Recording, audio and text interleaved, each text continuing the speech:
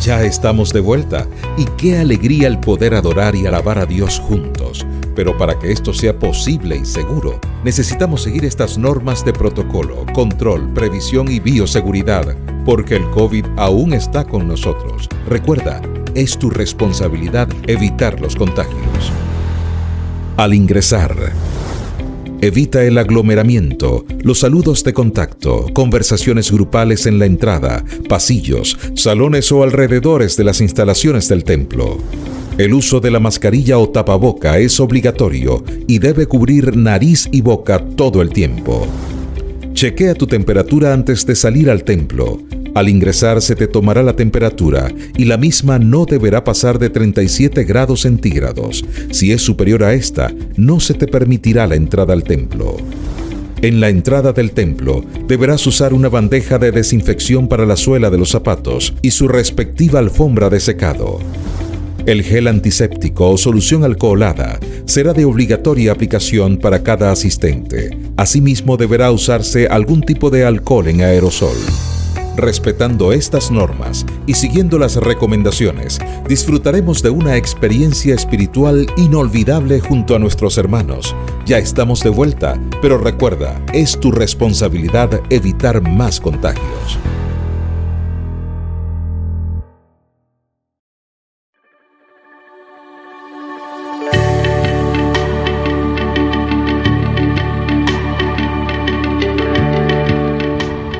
Mis queridos y apreciados hermanos y hermanas en Cristo Jesús, que la gracia y la paz del Señor sea con cada uno de nosotros. Hace ya algunos días hemos dado la bienvenida al nuevo año 2021. Y qué alegría y seguridad saber que así como Dios estuvo con nosotros durante todo el año 2020, también estará con cada uno este año. Sus promesas son ciertas y verdaderas, no lo olvidemos. Y Él ha dicho que estará todos los días hasta el fin del mundo. Debemos decir que de nuevo hemos comenzado un año atípico y el flagelo que azota al planeta aún sigue haciendo estragos entre nosotros. Pero también el mal viene en aumento de una manera vergonzosa y desastrosa. Verdaderamente, a donde quiera coloquemos nuestros ojos, no encontramos otra cosa sino maldad, insensibilidad, dolor, sacrificio y luchas entre la falta de simpatía y empatía y calor humano entre los unos y los otros. Sentimos el dolor por la pérdida y por el contagio de la enfermedad de tantos, decenas, cientos, miles y millones en el planeta, pero muy especialmente por nuestros queridos hermanos y hermanas en el territorio de la Unión. Hemos perdido algunos durante el año 2020 y en las primeras semanas de este año 2021 hemos perdido aún más. Vaya para cada uno de sus familiares e iglesias nuestros más sentidas palabras de condolencia, pero sobre todas las cosas el deseo de que la mano sanadora, consoladora y de paz del Dios del cielo sea sobre cada uno. Creímos que tal vez nos habíamos liberado y la peste aún está entre nosotros.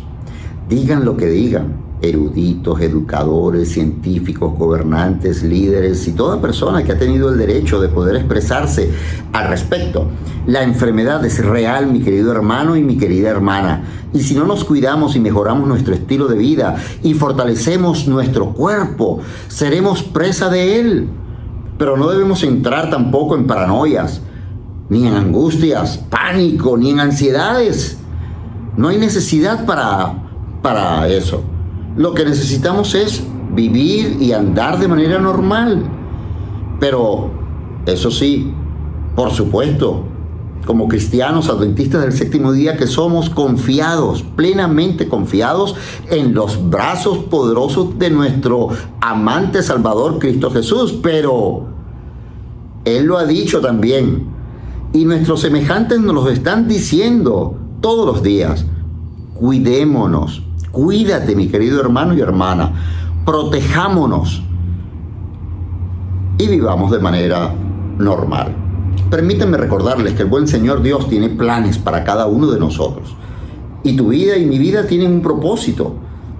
En el profeta Jeremías, en el libro de Jeremías, capítulo 29, verso número 11, el Señor nos dice a cada uno de nosotros: porque yo sé muy bien los planes que tengo para ustedes, afirma el Señor, planes de bienestar y no de calamidad, a fin de darles un futuro y una esperanza. Te pregunto, ¿cómo te preparas para el transcurrir de este año 2021? Espero que lo que hayas hecho ya, los planes, las ideas y las decisiones que hayas emprendido, las hayas colocado sobre el altar del Señor juntamente con tu familia. Pero permíteme compartir con todos ustedes, la iglesia en el territorio de la Unión Venezolana Occidental, 6 sugerencias. La primera: enfréntate a los desafíos de este año con fe, con firmeza y confiando plenamente en el Señor Todopoderoso. Segundo, proyecta tus metas y objetivos dispuesto a cumplir el propósito que Dios tiene para ti y para mí. Esfuérzate. Número 3. El mensaje es: esfuérzate, entrégate, dedícate, trabaja y trabaja.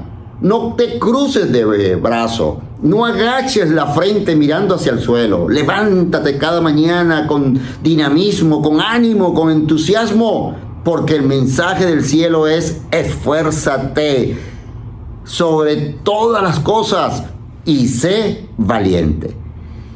Cuarto, sé optimista y ten una actitud positiva y alegre todos los días desde que te levantas. Quinto, sé agradecido y fiel al Señor. Sé agradecido con el Señor todos los días. Sé agradecido con tus semejantes. Sé agradecido con las personas que están más cerca de ti. Pero repito, sobre todas las cosas, fiel al Señor, porque Él es fiel. Y sexto, trabaja para Dios todos los días.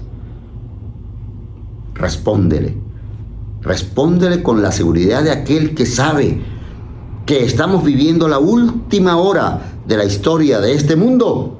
Heme aquí, Señor, yo iré a cumplir con la misión que me has encomendado. Permíteme leer para todos ustedes un pensamiento que el Señor trae para con nosotros. Está escrito en el libro del deseado de todas las gentes, la página 446, el párrafo número 5. Y dice así: en todas nuestras pruebas tenemos un ayudador que nunca nos falta. Él no nos deja solos para que luchemos con la tentación. Batallemos contra el mal y para que seamos finalmente aplastados por las cargas y las tristezas. Aunque ahora esté oculto para los ojos mortales, el oído de la fe puede oír su voz que dice: no temas, yo estoy contigo, yo soy el que vivo y he sido muerto, y he aquí que vivo por los siglos de los siglos. He soportado vuestras tristezas, he experimentado vuestras luchas y he hecho frente a vuestras tentaciones. Conozco vuestras lágrimas, yo también he llorado. Conozco los pesares demasiado hondos para ser susurrados a ningún oído humano. No penséis que estáis solitarios y desamparados, aunque en la tierra vuestro dolor no toque cuerda sensible alguna en ningún corazón. Miradme a mí y vivid. Porque los montes se moverán y los collados temblarán, mas no se apartará de ti mi misericordia, ni el pacto de mi paz vacilará, dijo Jehová, el que tiene misericordia de ti. Hermanos y hermanas, no dudemos ni por un momento que Él está e irá con nosotros todos los días de este año 2021. Confiemos en Él plenamente. Coloquemos todas nuestras cuitas, nuestros planes, nuestras ideas, nuestros sueños, nuestras decisiones en el altar celestial y Él hará conforme a su voluntad. Quiero invitarte a que, como la iglesia remanente, siempre estés dispuesto y respondiendo cada día al Señor con fuerza, entrega y dedicación. Heme aquí, Señor, yo iré en el cumplimiento de tu misión. Cristo viene, mi querido hermano y hermana, joven y señorita, nuestros queridos niños e hijos. Maranata, que la bendición de Dios, la presencia y unción de su Santo Espíritu y su gracia sea con cada uno de nosotros durante todos los días de este año 2021.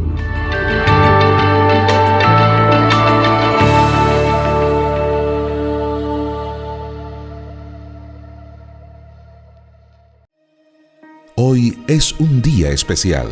Música, estudio de la palabra. Sean todos bienvenidos a nuestros sábados de esperanza.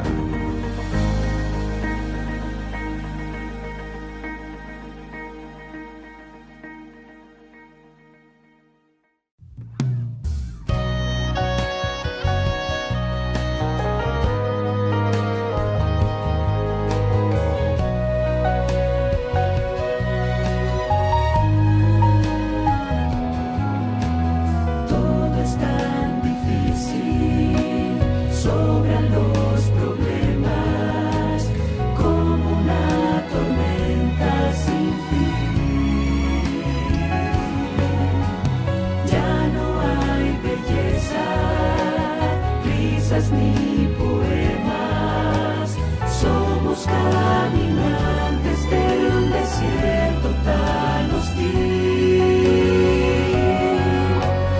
Hoy la tormenta me enseñó a buscar refugio en ti, y el desierto me mostró que yo nada soy, las espinas ya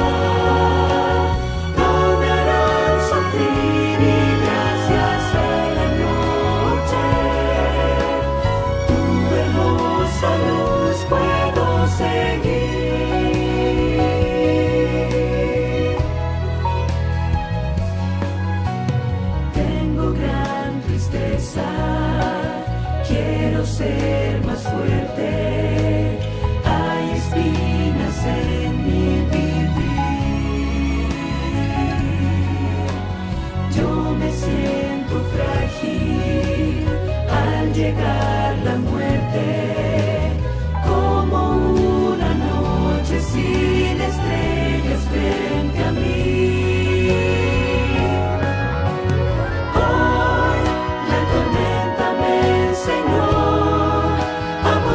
Refugio en ti, y el desierto me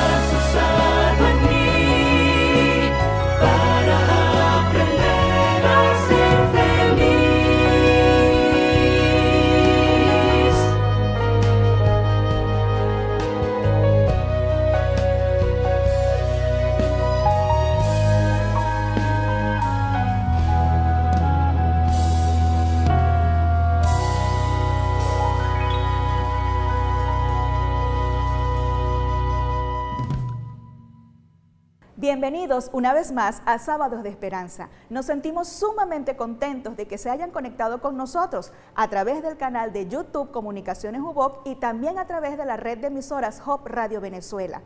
En esta mañana estaremos conversando sobre la educación adventista. Y cuando buscamos en Wikipedia nos damos cuenta que nuestro sistema educativo cuenta con más de 6.000 escuelas primarias, más de 2.500 escuelas secundarias y 181 universidades. Es un sólido sistema educativo basado en la filosofía mano, mente y corazón y definitivamente dirigido por Dios. En este momento quiero invitarte a que oremos para que podamos comenzar con la compañía de nuestro Dios. Oremos. Querido Dios, te damos infinitas gracias por todas las bendiciones que nos das.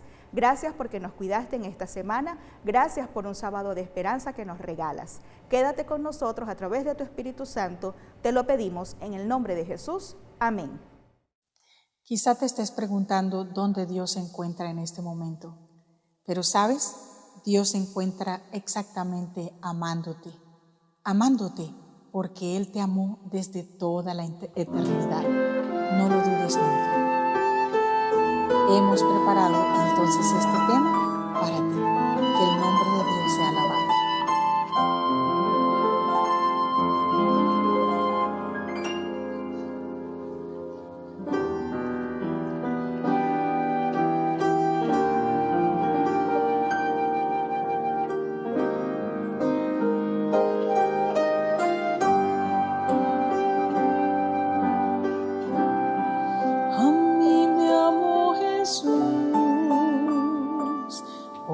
Siglos de los siglos,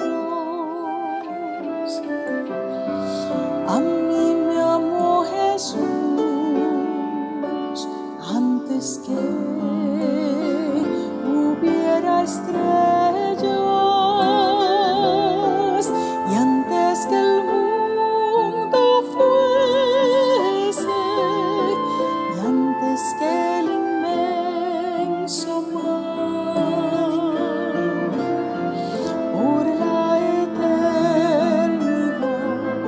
Pensó Jesús en mí, mi nombre conoció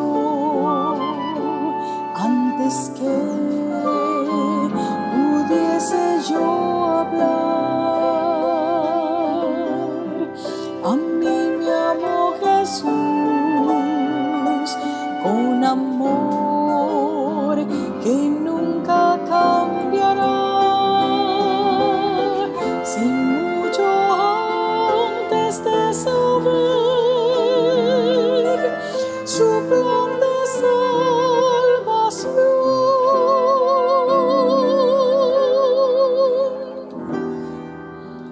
Oh, qué bondad,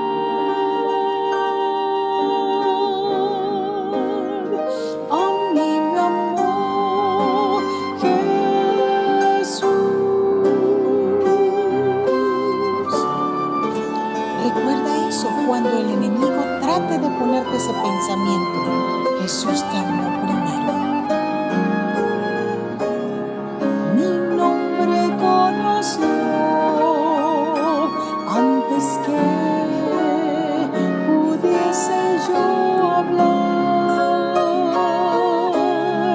A mí me amó Jesús con amor que nunca cambiará, sin mucho antes de saber su plan de salvación.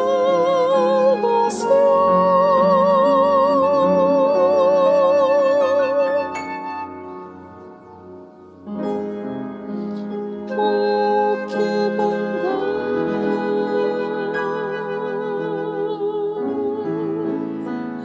a mí me amó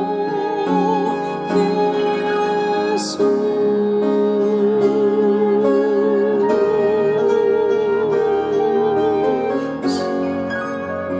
Jesús te amó. No lo olvides. El Señor te bendiga.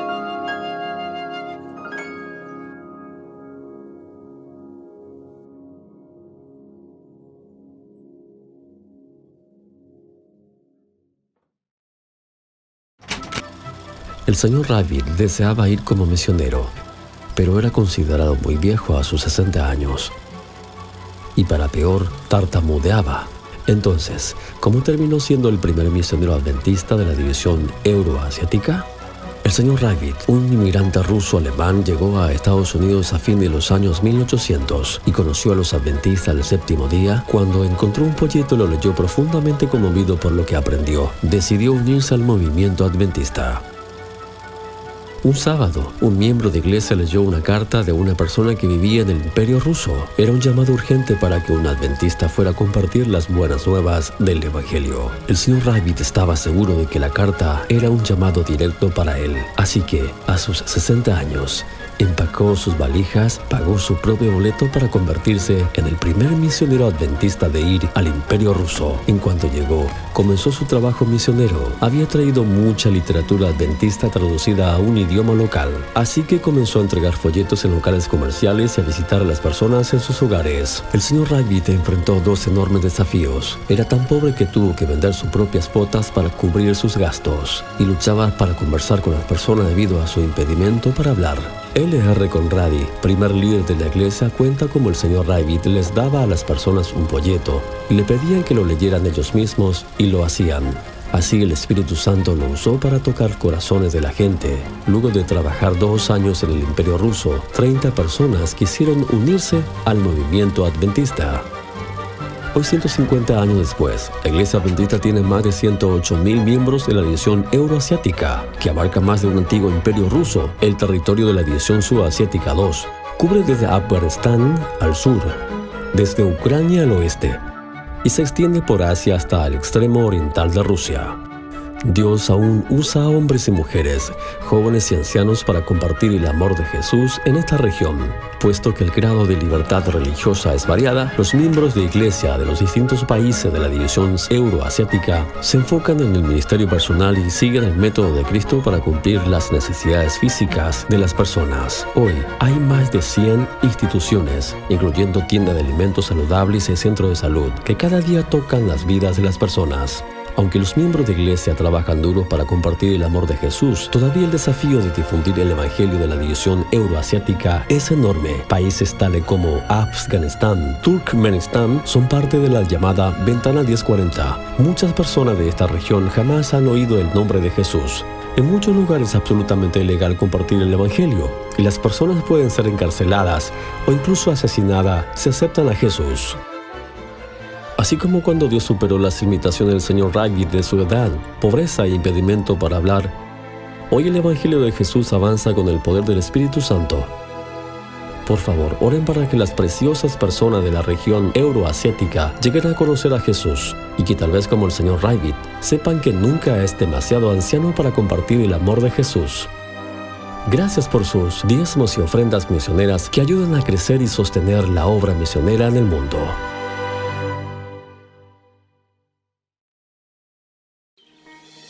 Ha llegado el momento del estudio de la palabra de Dios. Lecciones de esperanza.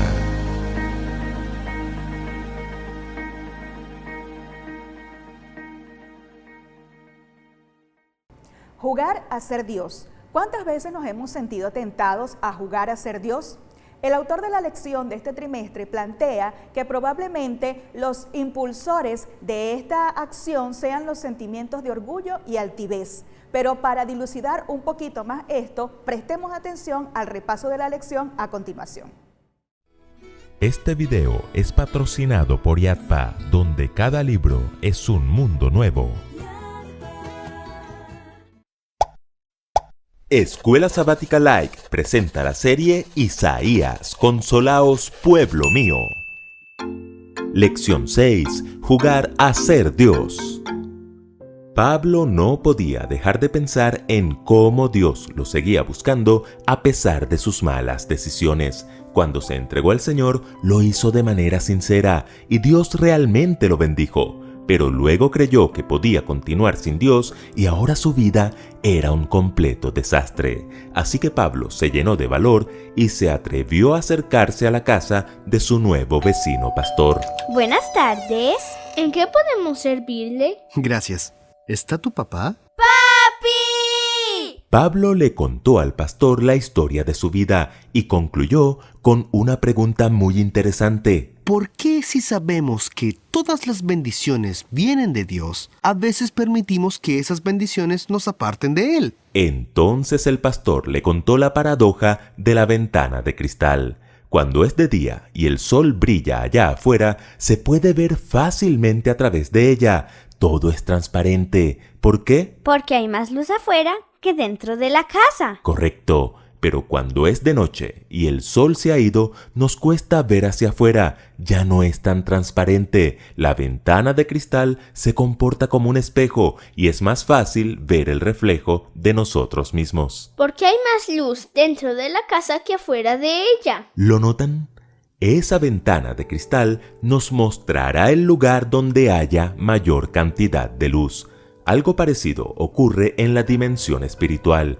Cuando permitimos que Cristo, el sol de justicia, rodee nuestra vida, podremos contemplarlo a través de la ventana de cristal. Pero si nos rodeamos de oscuridad, alejando a Cristo de nuestras vidas y nos alumbramos a nosotros mismos, entonces al mirar hacia la ventana de cristal ya no veremos a Cristo, sino nuestro propio reflejo. Y el problema cuando dejamos de ver a Cristo para mirarnos a nosotros mismos es que le damos lugar en nuestras vidas al pecado original, el orgullo, y entonces corremos el peligro de creernos los dueños del mundo y jugar a ser dioses. El profeta Isaías describe claramente en su libro las consecuencias del orgullo y el galardón que recibirán aquellos que perseveren en contemplar a Cristo al pronunciar la promesa: Tú guardarás en completa paz a aquel cuyo pensamiento en ti persevera, porque en ti ha confiado. Por eso la pregunta de esta semana es: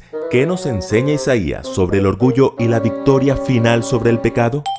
En primer lugar, que habrá condenación sobre las naciones. En el capítulo 13, Isaías parece iniciar una nueva parte de su libro, algo así como una segunda temporada de su serie profética, pero una segunda temporada bastante crítica para las naciones que se relacionaban con el país de Judá. ¿Y por qué? Porque por causa del orgullo de esas naciones, el Señor pronunció a través de Isaías severas profecías contra ellas. ¿Y son muy severas? La verdad es que sí. Aunque algunas recibieron un mensaje de esperanza que atenuaría su castigo, pero todas debían sufrir las consecuencias de su orgullo. Estas predicciones contra las naciones las encontramos de los capítulos 13 al 23, empezando con Babilonia y siguiendo con Asiria, Filistea, Moab, Siria, Etiopía, Egipto, Tiro, y en el capítulo 22 encontramos incluso una profecía contra Jerusalén, la capital de Judá. Isaías utiliza una expresión muy común en la Biblia para referirse a los juicios de Dios, el día de Jehová. Esta expresión puede significar destrucción para aquellos que perseveren en su orgullo o restauración para aquellos que perseveren en contemplar a Cristo. Pero lo que sí deja claro el profeta es que ese día de Jehová o día de juicio es inminente. He aquí el día de Jehová viene. Y si alguno piensa que esos días de Jehová fueron para esas naciones y nada tienen que ver con nosotros, escuchen bien, porque el Señor relaciona esos juicios con el día de Jehová, grande y terrible, que un día vendrá sobre la tierra. Aullad, porque cerca está el día de Jehová, y castigaré al mundo por su maldad, y a los impíos por su iniquidad, y haré que cese la arrogancia de los soberbios, y abatiré la altivez de los fuertes. Esto puede sonar muy duro para algunos. ¿Acaso no estamos hablando de un Dios de amor? Sí, estamos hablando de un Dios que se humilló a sí mismo, haciéndose obediente hasta la muerte y muerte de cruz. Pero si no aprendemos de esa humildad de Cristo, entonces un día, cuando Dios tenga que destruir el pecado de forma definitiva, los que persistan en su orgullo, lamentablemente, serán destruidos también.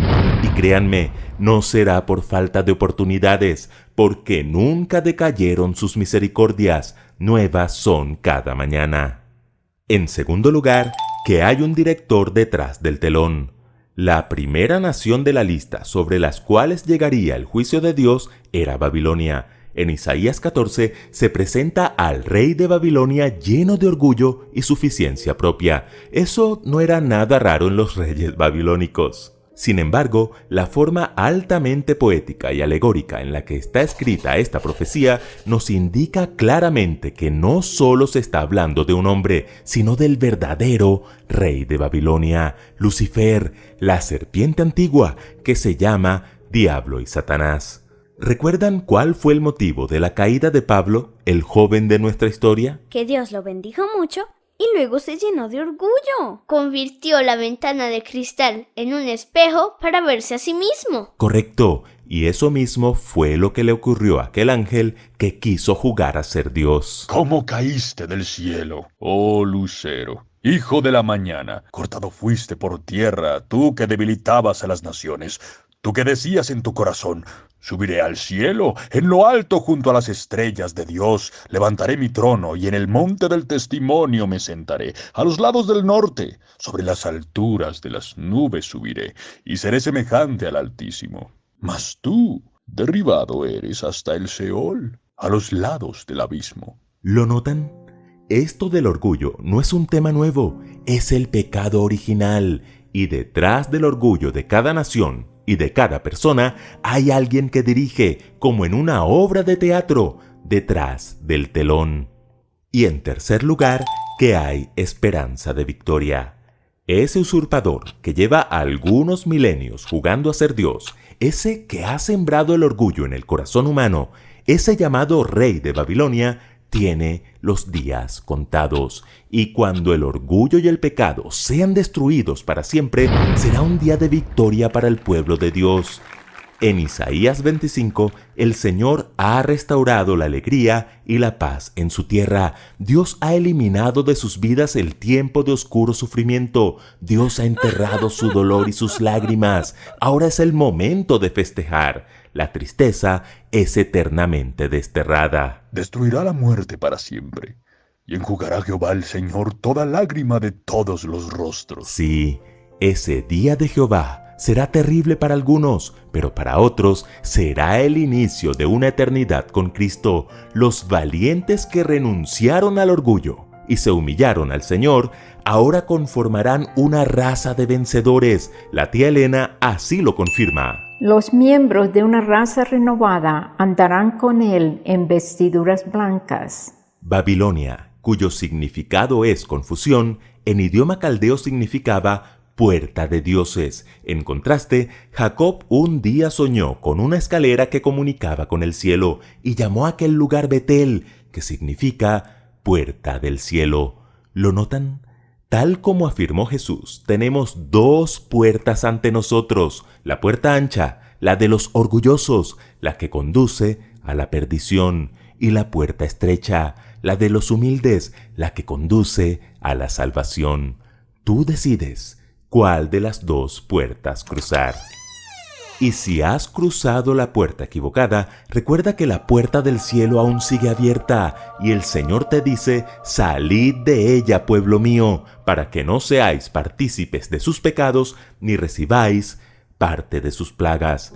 Pablo entendió perfectamente la paradoja de la ventana de cristal. Entonces oró: Señor, me he dejado rodear por las tinieblas y solo he visto mi reflejo. Pero hoy quiero otra vez ser rodeado por tu luz y poder contemplarte a través de la ventana de cristal. Dejémonos rodear nosotros también de la luz de Cristo y digamos como el profeta: con mi alma te he deseado en la noche, y en tanto que me dure el espíritu dentro de mí, madrugaré a buscarte, porque luego que hay juicios tuyos en la tierra, los moradores del mundo aprenden justicia. Escuela Sabática Like les invita a seguir estudiando juntos la serie Isaías, Consolaos, pueblo mío. Complementa estos estudios con el libro Profetas y Reyes de Elena G. de White. Adquiérelo en IATPA Librería. Visita tu librería más cercana. Suscríbete y comparte. Recuerden que juntos podemos crecer más.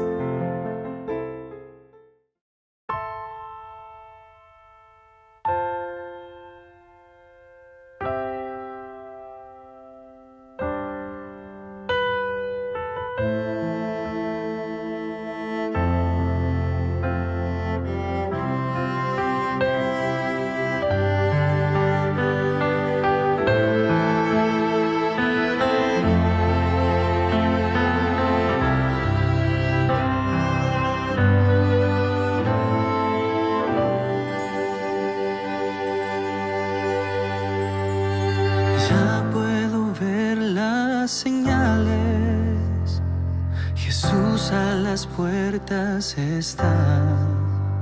El Señor prometió que un día vendrá y pronto lo cumplirá. Todo ojo verá a Jesús regresar. En las nubes vendrá. Todo terminará. Él vendrá a buscar quien con fe esperó, terminar con el llanto, tristeza y dolor, a llevarnos al cielo, hogar eternal. Ven Jesús. Alzada la voz del Señor, los muertos se levantarán, amados por fin reunidos, llegó el día en que estemos con Dios. Todo ojo verá a Jesús regresar. En las nubes vendrá. Todo terminará. Él vendrá a buscar quien con fe esperó, terminar con el llanto, tristeza y dolor, a llevarnos al cielo, hogar eternal. Ven Jesús. Él vendrá a buscar quien con fe esperó, terminar con el llanto, tristeza y dolor, a llevarnos al cielo, hogar eternal. Ven Jesús. Ven Jesús.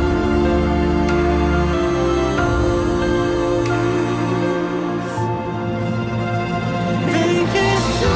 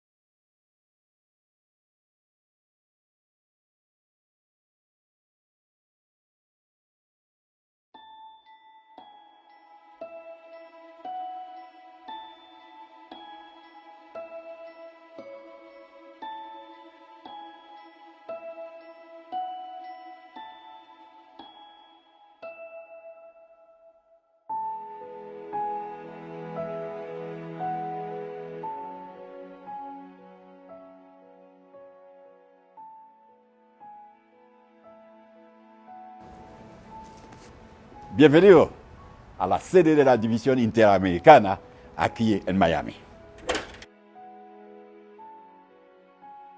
Welcome. Aquí estamos adentro de la oficina de la División Interamericana.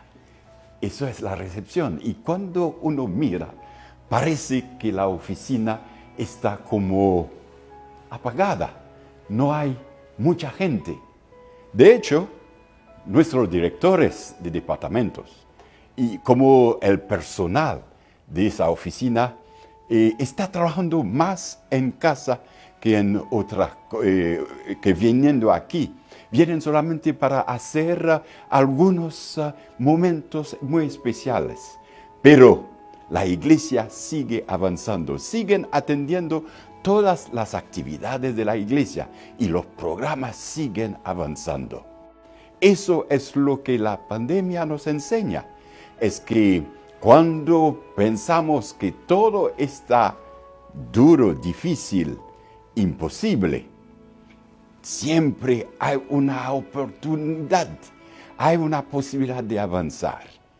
Y la enseñanza que podemos tener de Cristo mismo es que Él nos dice que en medio de las dificultades, en medio de los problemas que podemos tener, en medio de las lágrimas, Él está con nosotros.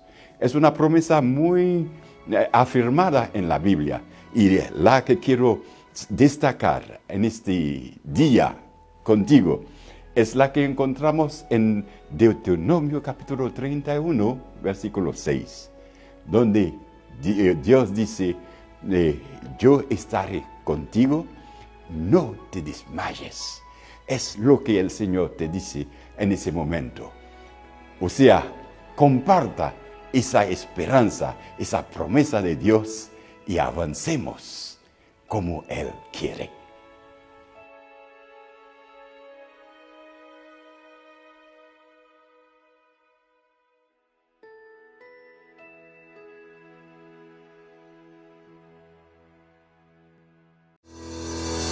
Ya estamos de vuelta y qué alegría el poder adorar y alabar a Dios juntos. Pero para que esto sea posible y seguro, necesitamos seguir estas normas de protocolo, control, previsión y bioseguridad, porque el COVID aún está con nosotros. Recuerda, es tu responsabilidad evitar los contagios. Liturgia. Las reuniones están autorizadas los fines de semana, única y exclusivamente hasta las 12 del mediodía. Así que no podremos realizar actividades como sociedad de jóvenes y otros cultos regulares o reuniones presenciales, como tampoco las reuniones de grupos pequeños durante la semana hasta nuevo aviso. Nuestra actividad de culto debemos restringirla a un tiempo máximo de hora y media.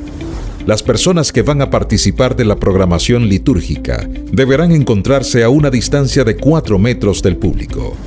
Se reducirá el número de cantantes y participantes con instrumentos. Además de cumplir con el distanciamiento, no deberán compartir instrumentos y micrófonos.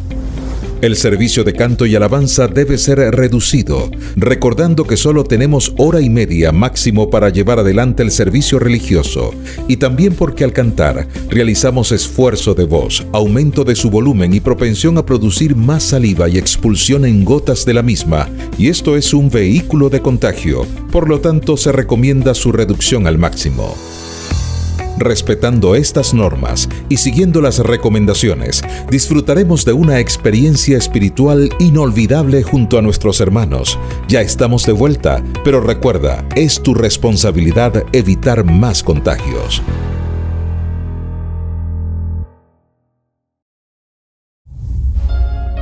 Visualizar el canal de Hope Channel Interamérica en tu dispositivo móvil es fácil y sencillo. Para descargar la aplicación, ve a la tienda de Apple o Android en tu celular, escribe en el buscador Hope Channel. Una vez instalada, abre la aplicación. Seguidamente selecciona en la esquina superior izquierda la opción Menú. Dirígete a la sección de ajustes, presiona la opción de canal y selecciona Hope Channel Interamérica en español. Finalmente presiona Aceptar. La aplicación te dirigirá automáticamente a tu canal. Disfruta y comparte Hope Channel Interamérica, construyendo puentes, transformando vidas. Hope Channel, transformando vidas.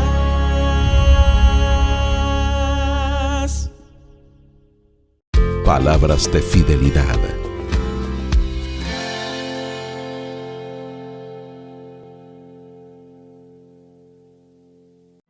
Poner a Dios primero puede ser difícil. ¿Cómo el ejemplo de Ana nos puede ayudar a poner a Dios en primer lugar de nuestras vidas hoy? Ana experimentó un milagro increíble en su vida. Dios respondió a su oración y le dio un hijo. Unos meses antes, ella había ido al templo de Jerusalén, donde abrió su corazón a Dios prometiendo que si le daba un hijo, ella lo dedicaría a su servicio. Y eso fue lo que hizo. Ana llamó a su hijo Samuel, que significa escuchado por Dios. Podemos imaginarnos a Ana sentada con el pequeño Samuel, enseñándole sobre Dios, contando y volviendo a contar viejas historias. Samuel era un milagro y ella lo amaba con todo su corazón. Pero pronto llegó el momento en que ella tuvo que llevar a Samuel al templo para servir al Señor, como había prometido. Debe haber sido difícil a pesar de que Dios le había dado muchos otros hijos. Poner a Dios primero es a menudo difícil, pero estas fueron las palabras de Ana. Mi corazón se regocija en el Señor, mi fortaleza en el Señor se exalta. Mi boca sin temor habla contra mis enemigos, por cuanto me regocijo en tu salvación. No hay santo como el Señor, en verdad no hay otro fuera de ti, ni hay roca como nuestro Dios. Ana no sabía que Samuel se convertiría en uno de los profetas más grandes de la historia de Israel. Fue un hombre de Dios que ungió al rey Saúl e incluso al mismo rey David. Pero nada de esto habría sucedido si su madre se hubiera negado a poner a Dios primero. Padres, ¿se han preguntado alguna vez qué tipo de impacto puede tener en sus hijos poner a Dios en primer lugar? Es imposible predecir el tipo de impacto que estos niños tendrán en el mundo después de que hayan crecido siendo testigos de que sus padres ponen a Dios en primer lugar. Ana puso a Dios primero y su ejemplo nos inspira a hacer lo mismo. Mientras los diáconos recolectan diezmos y ofrendas regulares, seamos desafiados a poner a Dios en primer lugar. Este es el momento para todos los niños. Es el Rincón Infantil.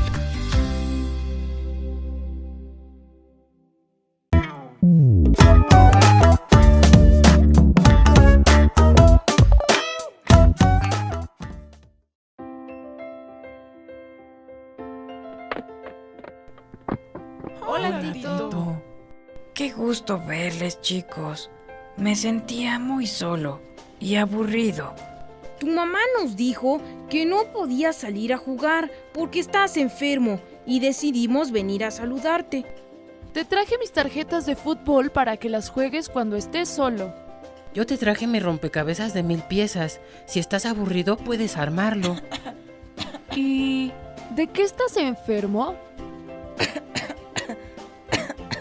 El doctor dijo que es amigdalitis. ¿Y eso qué es? Es una fuerte infección en la garganta. Solo que esta vez los medicamentos no han sido suficientes. Y mamá dice que me tendrán que operar. ¿Y cómo te sientes? Pues, la verdad, me da miedo.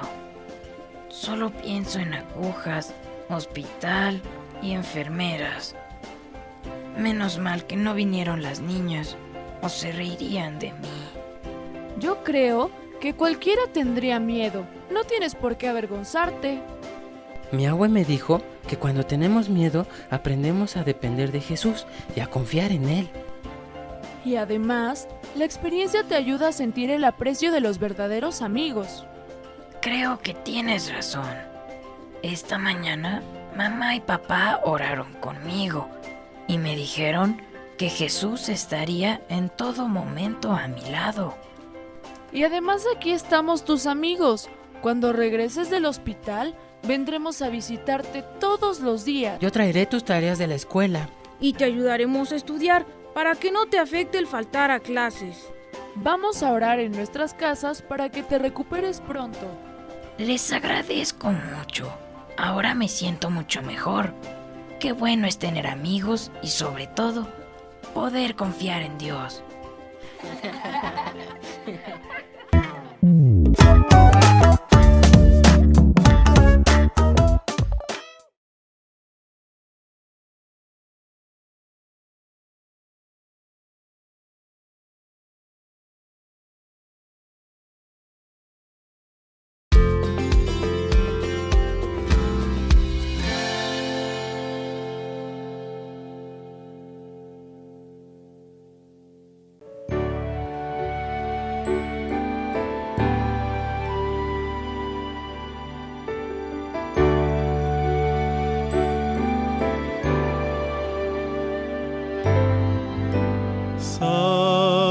Salvador, a ti me rindo, obedezco solo a ti, mi guiador, mi fortaleza,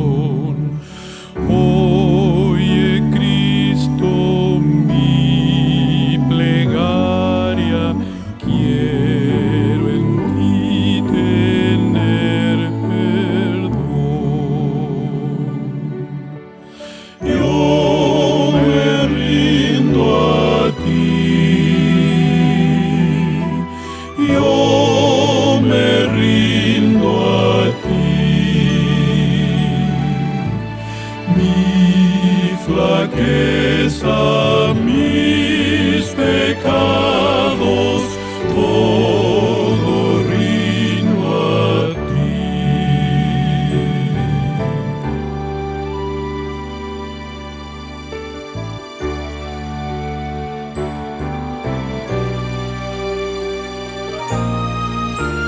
Oh, qué gozo encuentro en Cristo, cuánta paz a mi alma da. A su causa me consagro y su amor mi amor será. Yo me rindo a ti, yo me rindo a ti. Mi flaqueza, mis pecados, todo rindo a ti. Yo me rindo a ti, yo me rindo a ti. Mi flaqueza, mis pecados, todo rindo a ti. Mi flaqueza, mis pecados, todo rindo a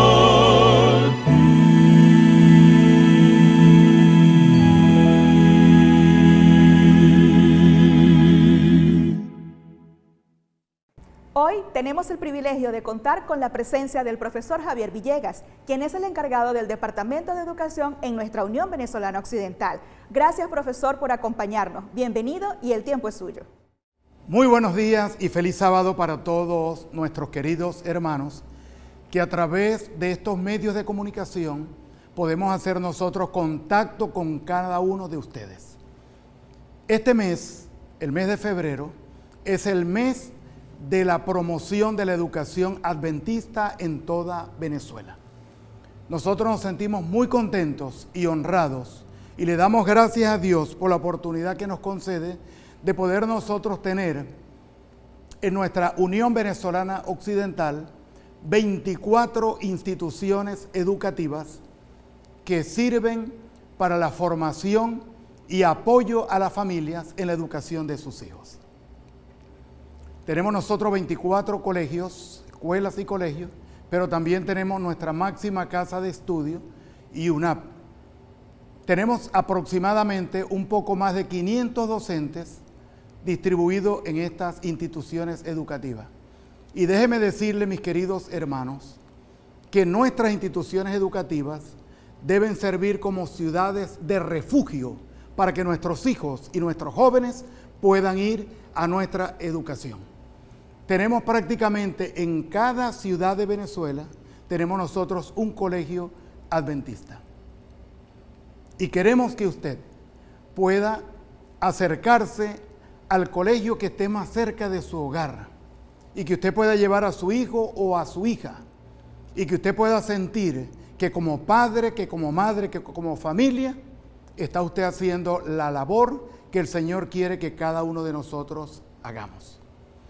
Yo felicito y agradezco de verdad y reconozco el trabajo de nuestros educadores. Reconozco también el trabajo de los padres dedicados en llevar a sus hijos a nuestras instituciones educativas. Y reconozco el trabajo de nuestras instituciones adventistas. Les mencioné que son 24 instituciones educativas, más la Casa de Estudios Superiores, que es IUNAP. En IUNAP hay un lema, y ese lema dice, universidades hay muchas, pero como IUNAP, ninguna. Y queremos nosotros, mis queridos hermanos, les invito a que leamos en nuestras Biblias, en el Salmo 127 y el versículo 3. Dice la palabra de Dios: donde el Señor son los hijos. Y cuando la Escritura me dice que donde el Señor son los hijos, indica de que los hijos son un regalo de Dios. ¿Cómo consideras tú a tus hijos delante de este texto bíblico que acabamos de leer? Un regalo es un obsequio que nosotros recibimos. Pero a diferencia de los regalos que recibimos, nuestros hijos son del Señor, no nos pertenecen. Es decir, nosotros somos mayordomos de nuestros hijos. Los estamos criando porque dice la inspiración profética de Elena de White, refiriéndose a nuestra educación adventista.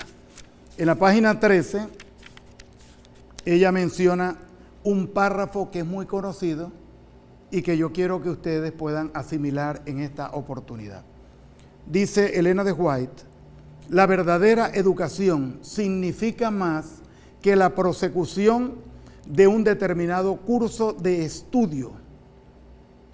Significa más que una preparación para la vida actual. Abarca todo el ser y todo el período de la existencia del hombre. Es decir, desde que nació hasta que deja de existir. Es el desarrollo armonioso de las facultades físicas, mentales y espirituales. Prepara al estudiante para el gozo de servir en este mundo y para un gozo superior proporcionado por un servicio más amplio en el mundo venidero. Cuando usted visita uno de nuestros colegios adventistas, usted va a encontrar de que dentro de su logo hay un triángulo, y ese triángulo está representado por 3 instituciones que el Señor ha colocado al servicio y educación de nuestros niños y jóvenes. Ese logo, esas 3 caras, simbolizan el hogar, la escuela y la iglesia. Te hago una pregunta interesante en este momento. De esos 3 pilares que menciona mi favorita escritora, Elena de White, ¿cuál de ellos crees tú que es el más importante en la formación y educación de tus hijos? Si dices que es el hogar, estás en lo correcto. El hogar es indispensable, porque en el hogar es donde se siembran los valores morales y los valores espirituales que nos van a acompañar durante toda nuestra vida. Es el lugar donde vienen los principios inculcados a nuestros hijos y que nosotros no terminamos en nuestra vida de terminar de almacenar principios en nuestra existencia. Qué bueno es que tú puedas aprovechar este mes de la promoción que la Iglesia Adventista está haciendo a nivel de todas sus instituciones educativas para que tú te puedas acercar a una de ellas y poder llevar a tu hijo o a tu hija y decir: aquí está mi hijo, aquí está mi hija, vamos a negociar nosotros, vamos a sacar cuenta para que mi hijo pueda recibir una educación adecuada. Les hablé de los 3 pilares y les mencioné el hogar, es importante, fundamental. Les hablo también de la iglesia, que es importante porque va a ratificar esos principios y valores que nosotros estamos enseñando a nuestros hijos. Y estamos hablando ahora de nuestras escuelas adventistas, que van a dejar en nuestros hijos ese legado espiritual que ellos necesitan. Quiero decirte, mi querido hermano, mi querida hermana, la educación no debe ser dejada al azar. La educación debe ser intencionada. Y yo voy a utilizar en este momento, durante la predicación, el tema de esta mañana, voy a utilizar 3 ejemplos bíblicos que nos van a hablar a nosotros de la importancia de poder utilizar una educación intencionada y no al azar. Los llevo a que busquen ustedes en el libro de Éxodo, el capítulo 2 y los versículos 1 al 5. Éxodo 2, 1 al 5, donde la palabra de Dios nos dice, versículo 1, un varón de la familia de Leví tomó por esposa una hija de Leví. Quiere decir que estaban dentro de su misma familia cristiana. Y ella concibió y tuvo un hijo, y al verlo hermoso, lo tuvo escondido durante 3 meses. Pero no pudiendo ocultarlo por más tiempo, tomó una cesta de juncos y la calafateó con asfalto y brea. Colocó al niño en ella y la puso entre los juncos a la orilla del río. Y la hermana del niño se paró a lo lejos, estamos hablando de María, para ver qué sucedería. En esto, la hija de Faraón descendió a bañarse al río. No fue una casualidad, fue dirigida por Dios.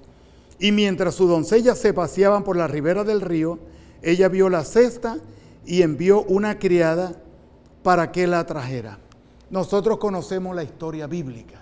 Nosotros conocemos todos los detalles que están reflejados en esta experiencia que la Biblia nos las coloca en su palabra, para que nosotros podamos ver en este ejemplo de la familia, ver en Amram y Jocabed, la importancia que amerita el que podamos hacer nosotros arreglos previos y buscar las estadísticas necesarias y las estrategias para que nosotros podamos entonces atender a nuestros hijos. Vemos nosotros el caso de Moisés. Moisés, salvado de las aguas, se preparó una cesta, una canastilla con juncos. La Biblia dice que fue calafateada. Se colocó brea y se colocó todos los instrumentos y todo lo necesario, de tal manera que ese niño estuviese tranquilo, estuviese quieto. Los niños eran perseguidos por el faraón y eran llevados y eran asesinados si eran varón. Y esta familia hizo la provisión para que sus hijos, para que su hijo en este caso pudiera ser salvado. Y me gusta lo que dice el versículo 9 de este capítulo 2 de Éxodo. Dice el versículo 9, y la hija de Faraón le dijo, lleva a este niño y críamelo, y yo te lo pagaré. Y la mujer llevó al niño y lo crió. Aquí hay una alusión completamente a lo que tiene que ver la educación de un hijo. La educación de un hijo tiene un precio y el Señor quiere, requiere y necesita que cada uno de nosotros podamos hacer provisión para educar a nuestros hijos. Existe un paralelismo entre esta arquilla construida por los padres de Moisés y el arca de Noé. Hay una palabra hebrea que se utiliza para identificar este lugar, esta arca, esta arquilla.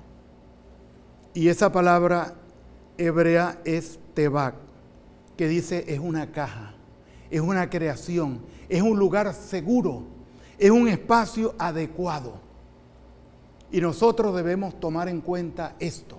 Nuestros colegios son este tebak, ese espacio adecuado, esa protección para los niños, esa ciudad de refugio donde nuestros hijos van a ir para estudiar y prepararse para servir, no solamente en este mundo, sino en el mundo venidero. Toda mi vida le he agradecido a Dios en primer lugar y a mis padres por la oportunidad que me dieron a mí cuando era un niño de 12 años y a mi hermano Félix, mi hermano mayor, para enviarnos a Nirgua, a Instibok, para estudiar en este hermoso lugar. Y le doy gracias a Dios porque en ese lugar yo aprendí a relacionarme con el personal docente de la institución y agradecer el trabajo que ellos estaban haciendo en cada uno de nosotros.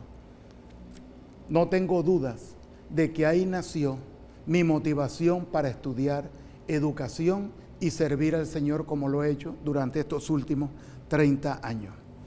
Hermano, la segunda experiencia que yo tengo de los padres aparece registrada en el primer libro de Samuel, el capítulo 1 y el versículo 11, donde vemos nosotros que dice la palabra de Dios que Ana hizo un voto a Dios y le dijo: Señor, si tú permites que tu sierva pueda tener un hijo, yo te prometo, Padre, que te lo dedicaré a ti todos los días de su vida.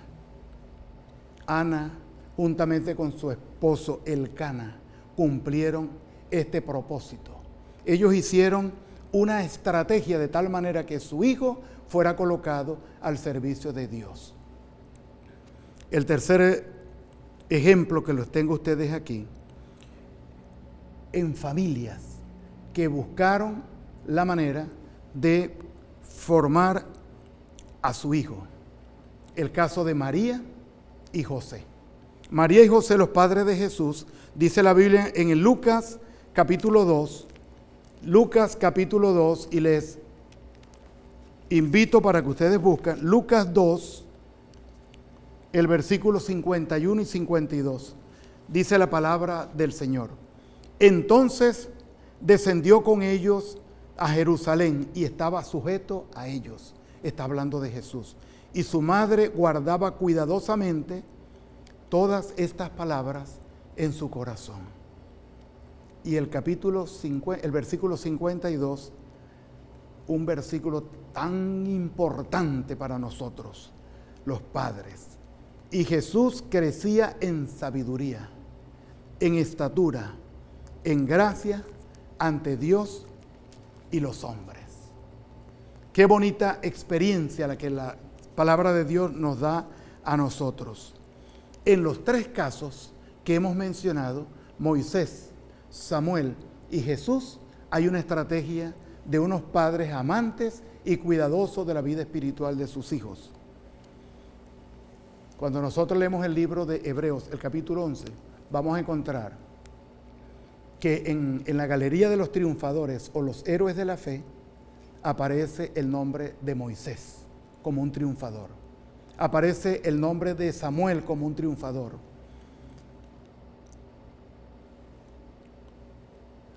Hermanos, amigos, familias, programemos la educación de nuestros hijos. No nos conformemos con darle a nuestros hijos una educación de poca calidad. Ayudemos a que nuestros hijos puedan formar y fortalecer su carácter. En este importante libro de esta reconocida escritora, mi escritora favorita, dice que nosotros como padres debemos fomentar en nuestros hijos dos aspectos.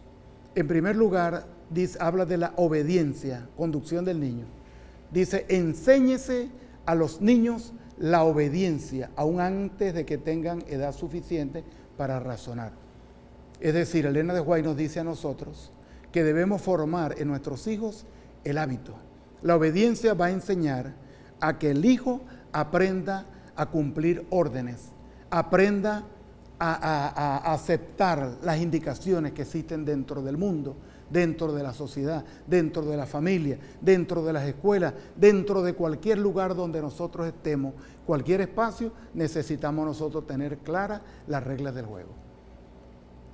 En este mismo libro, Conducción del Niño, ella menciona otro aspecto, otro valor que es importante que como padres nosotros establezcamos en nuestros hijos. Y ese valor tiene que ver con el dominio propio. Dele a los hijos la importancia del dominio propio, que ellos puedan tomar decisiones entre el bien y el mal, que ellos puedan desarrollar ese aspecto importante que ellos van a atender en cualquier momento de su vida. La educación es tan importante que debe ser seleccionada, que deben ser mirados los maestros, la escuela, donde vamos a tener nosotros a nuestros hijos. Nelson Mandela dijo en una oportunidad: la educación es el arma más poderosa que puedes usar para cambiar la humanidad. Y cuando esa educación está presente en el hogar, cuando nosotros leemos en el Salmo 127, el versículo 1, dice: si el Señor no edifica la casa, en vano trabajan los edificadores. Es decir, nosotros tenemos que estar bien consciente, de acuerdo a lo que nos dice la palabra de Dios, que la educación tiene que ser consensuada. Y en la educación tienen que estar presentes los elementos espirituales. Si Jehová no edifica la casa, si Jehová no está presente en nuestro hogar, si Jehová no está presente en nuestra vida, si nosotros como padres no fomentamos en nuestros hijos la devoción personal diaria y lo llevamos a través del culto del hogar o a través del culto familiar, nosotros estamos perdiendo un tiempo valioso con nuestros hijos. ¿Cuánto tiempo tenemos a nosotros, a nuestros hijos, bajo nuestra responsabilidad? En el caso de Moisés, fueron 12 años. Pregunto a los padres, representantes, amigos que nos están observando, ¿de cuánto tiempo dispones tú en la crianza y educación de tus hijos?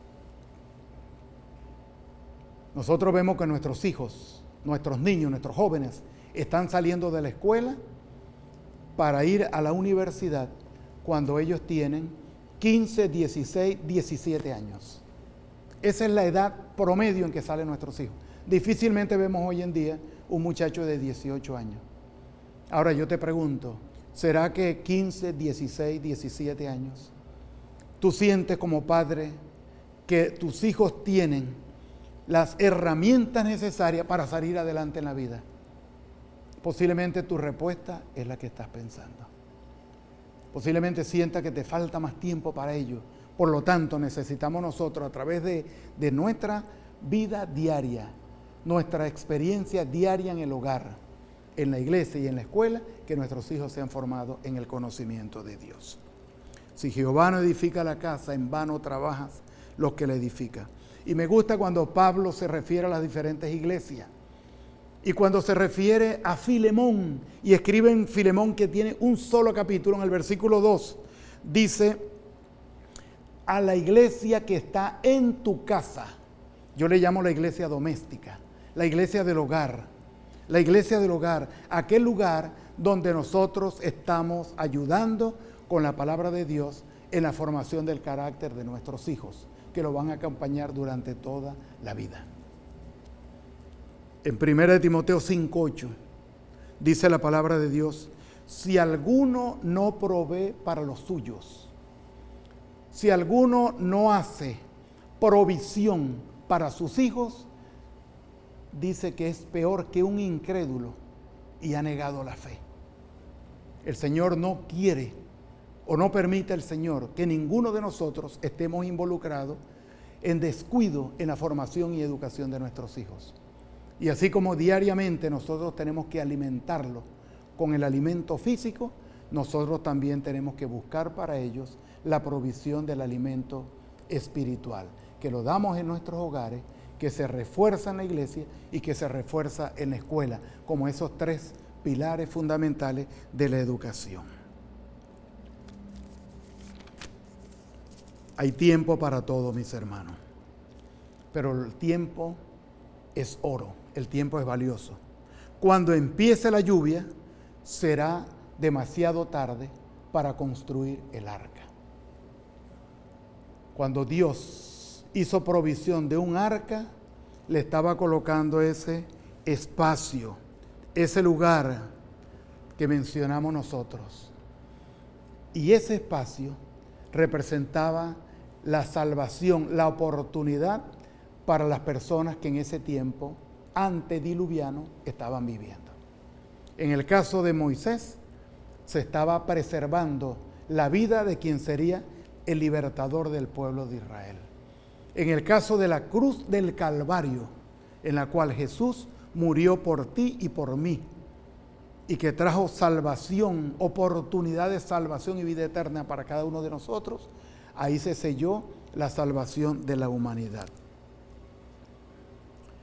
Quiero, para finalizar, llevarles a ustedes la palabra que aparece en el libro de Josué, el capítulo 24 y versículo 15, cuando Josué tomó la determinada situación, ante situación conflictiva, Él tomó esta decisión con su familia. Él dice, escogeos a quien sirváis, pero yo en mi casa serviremos a Jehová. Te hago un llamado en esta mañana, a ti querido padre, querida madre, querida familia. No desperdicie la oportunidad que Dios te está dando. Señor te está dando una oportunidad para que si no tienes a tus hijos en la escuela, aproveche estos meses, este mes de febrero, que es el mes de la promoción de la educación adventista, para que tomes la iniciativa de ir a la institución adventista más cercana a tu casa, a tu residencia, y puedas llevar a tu hijo o a tu hija. No pierdas esta oportunidad. Que el Señor te bendiga y que tú puedas decir cuando el Señor venga y te pregunte dónde está la grey, los hijos que yo te he dado, y que tú puedas decir, Señor, aquí está la grey que tú me has dado, porque aquí están mis hijos. Voy a invitarlos para que cerremos nuestros ojos y oremos a Dios. Nuestro bondadoso Dios y Padre que estás en el cielo, Señor, delante de ti estamos tus hijos.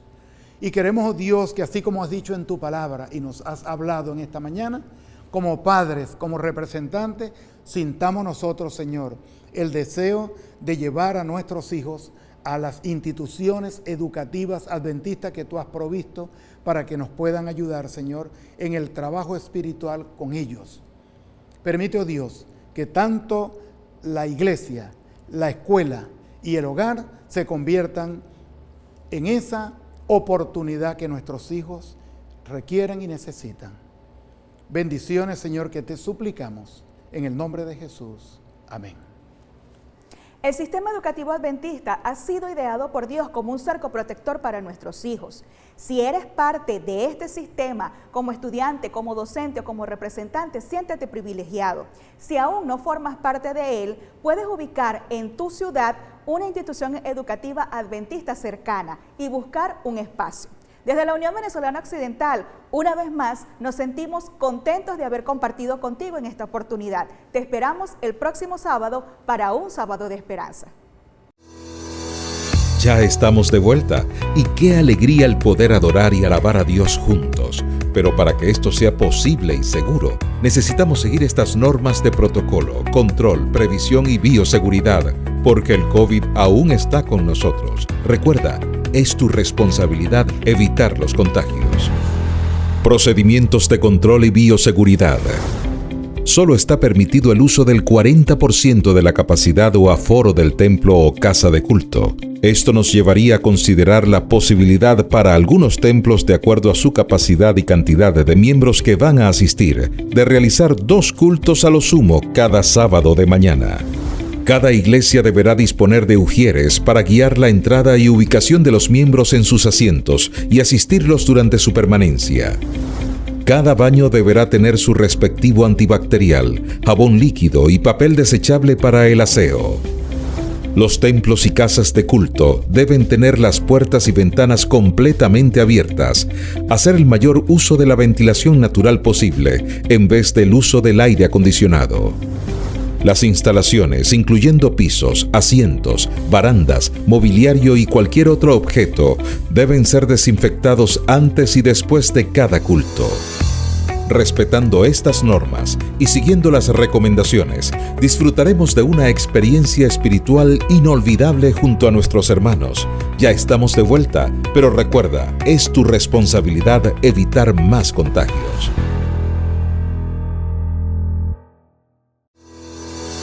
Ya estamos de vuelta y qué alegría el poder adorar y alabar a Dios juntos.